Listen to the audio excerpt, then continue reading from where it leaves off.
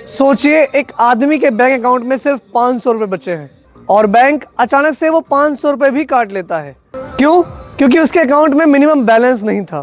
क्या ये बैंकिंग है या गरीबों पर जुर्म? आज हम देखेंगे एक ऐसे सिस्टम की कहानी जो अमीर को माफ करती है और गरीब को सजा देती है। आज के वीडियो में हम बात करेंगे मिनिमम बैलेंस पेनल्टी सिस्टम पर, जहां एक गरीब आदमी अपनी मेहनत की कमाई बैंक में रखता है और बैंक उसी पैसे को पेनल्टी के नाम पर काट लेता है। सवाल यह है, क्या ये कानूनी है? क्या ये सही है? और इसका असर सबसे ज़्यादा किस पर पड़ता है?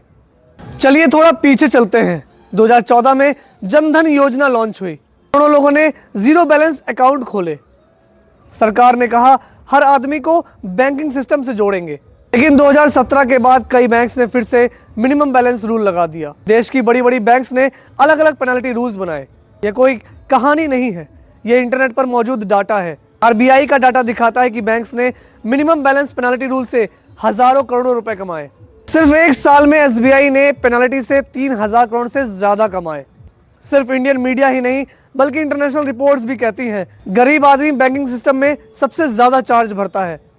वर्ल्ड बैंक की रिपोर्ट के मुताबिक लो इनकम कस्टमर्स पर बैंकिंग चार्ज का बर्डन सबसे ज्यादा होता है।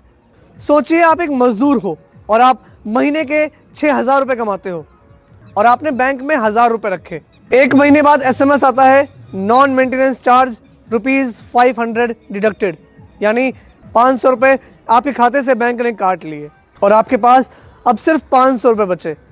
ये 500 रुपए किसी अमीर के लिए कुछ नहीं, लेकिन एक गरीब के लिए 5 दिन का राशन होता है। सबसे अजीब बात यह है कि जो लोग लोन लेते हैं और करोड़ों रुपए नहीं चुकाते, उनके लोन माफ हो जाते हैं, लेकिन जो गरीब अपने ही पैसे बैंक में रखता है उस पर पेनल्टी लगाई जाती है। इस सिस्टम में गलती किसकी है, गरीब की या सिस्टम की?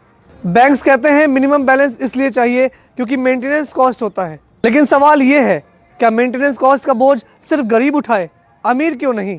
कुछ देशों में बेसिक सेविंग अकाउंट बिल्कुल फ्री होता है। इंडिया में भी जनधन अकाउंट जीरो बैलेंस होता है, लेकिन नॉर्मल सेविंग अकाउंट में पेनल्टी लगती है। अगर सच में फाइनेंशियल इंक्लूजन चाहिए तो मिनिमम बैलेंस पेनल्टी को कम करना होगा। आज हमने देखा बैंकिंग सिस्टम का एक ऐसा रूल जो गरीबों को और गरीब बनाता है। ये सिर्फ बैंकिंग नहीं, ये सोशल इनजस्टिस है।